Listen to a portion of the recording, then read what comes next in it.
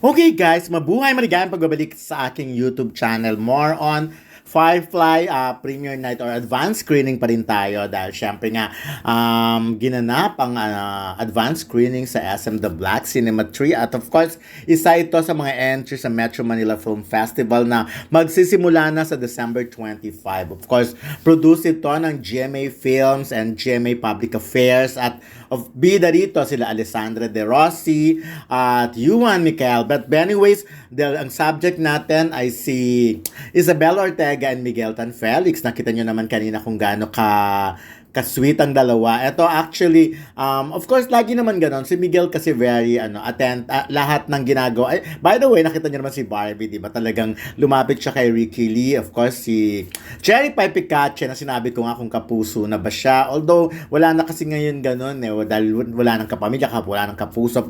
Pwede na silang gumawa ng project kung kanino man nila gusto. But anyways, ayun nga, speaking of, ayun nga si Isabel Ortega and Miguel Tan Felix, as you can see, talagang sweet na sweet. Actually, wala naman talagang kasi si Isabel naman, every time may interview ko, lagi naman niyang very open siya sa pagmamahal sa kanya ni Miguel Tan Felix. But of course, hindi naman niya kina-confirm na kung anong relasyon o estado ng relasyon meron na sila. Kasi lagi niyang sinasabi, hindi pa rin naman nagbabago yung silang dalawa. Pero ayan, pero nakikita niyo na habang tumatagal, lalo silang nagiging bagay. Nakikita nyo, physically, yung mukha nila talagang, parang sila, alam nyo yung nagkakatulungan talaga, yung mga itsura nila, gumagwapo, gumaganda, at magandang senyales yun, dahil very positive yon sa habang tumatagal nga, parang dumadami ang followers nilang dalawa at dumadami ang kinikilig sa kanilang dalawa. So, actually, sa pelikulang Firefly, although hindi naman ito love story dahil talagang tungkol to sa mag-ina, may mga moment pa rin talaga na hindi mo may dideny, hindi mo may tatanggi na talagang feel mo pa rin na yung kilig factor sa kanilang dalawa. Ramdam na ramdam mo yung may chemistry sila. Minsan nga yung parang asaran lang doon sa pelikula. Basta panoorin nyo at kayo na magsabi. But anyways, ako gusto ko ang character nilang dalawa. Pareha silang mabait si Isabel Ortega talaga, nababaitan talaga ako sa kanya. Talagang every time, of course si Alessandra, matagal ko na rin kakilala. Every time nakikita ko sa silang dalawa, very accommodating, napaka-positive ng aura. Meron kasing mga relationship na alam mong put on, alam mong pinifake yung kanilang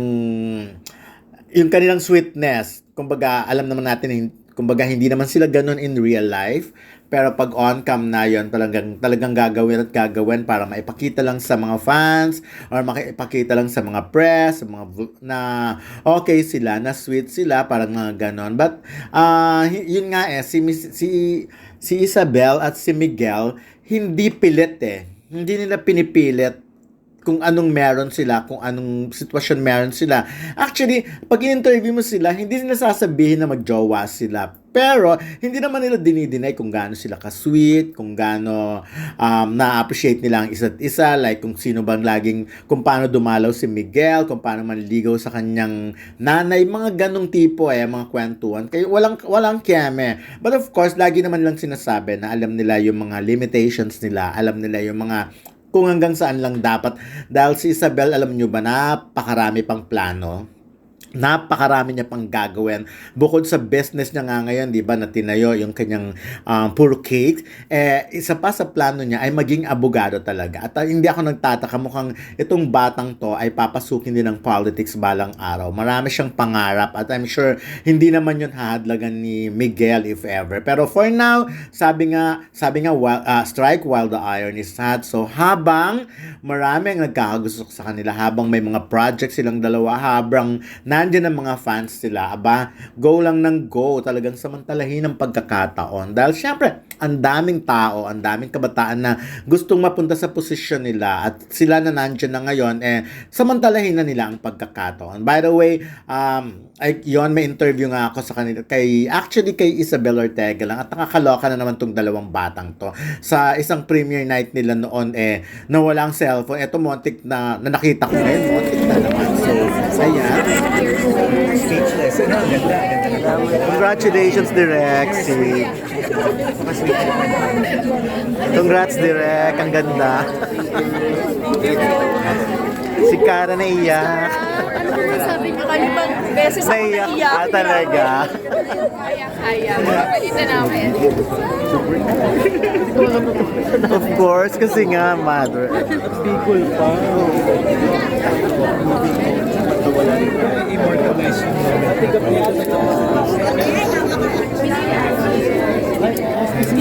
may naiwan Isabel. Na naman, Isabel. Pangalawa. Yung una ako nakapulot ngayon. Huwag naman namin dalawang Kayo talaga. Congratulations. First time mo mapanood yung movie. Anong reaction mo? Nakayang best ka umiyak. Grabe. Ang daming beses akong napaluhan, ang daming beses ako napangiti. And really, sobrang nakaka-relate ako dito na alam ko na kung bata ako, sobrang may enjoy ko itong movie na to. Even ngayon, sa age ko, may enjoy ko itong movie. As a mom, makaka-relate ako dito. So, sobrang nakakatuwa and sobrang excited kami na mapanood ng lahat ng episode. At saka ang wholesome lang ano pang Yes, sobrang for the whole family talaga siya. So, sobrang natuwa ako talaga. And yung animations, yung parang kang nanonood ng ibang mundo. So, nakakatuwa. First movie ko. Yes. Sobrang sarap, sobrang saya, sobrang excited ako, and sobrang proud ako. Ano pinakamahirap na ano si Isabel? Sabi ko nga naiwan niyo na naman, di ba? Remember? Dapat pala hindi ko muna sinabi. Anong pinakamahirap na scene for you? Kasi ang galing ng bata, ano? lugar yung napuntahan niya, Ben. Siguro pinakamahirap sa akin yung scene na pwede nang may spoilers po dun.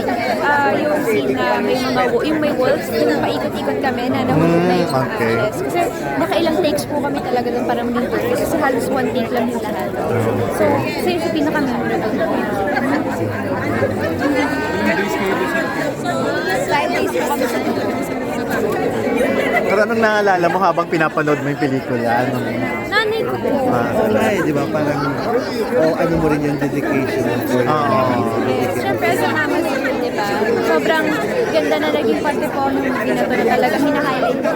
Pagmamahal ko din ng nanay. So, sobrang nakalilate ko sa pero alam mo, kahit hindi piniplay up yung love team, nakakakilig yung mga konting ano dyan. Miguel, no? Kahit hindi siya pang love team na pelikula. Yes. It's really, the story po talaga is about kung ano yung magiging journey ni Tonton. So, sobrang Ay, happy. si Jessica. Ay. Ay, sasamaan ni Isabel. Ayun, last na lang, anong mensahe ng pelikula?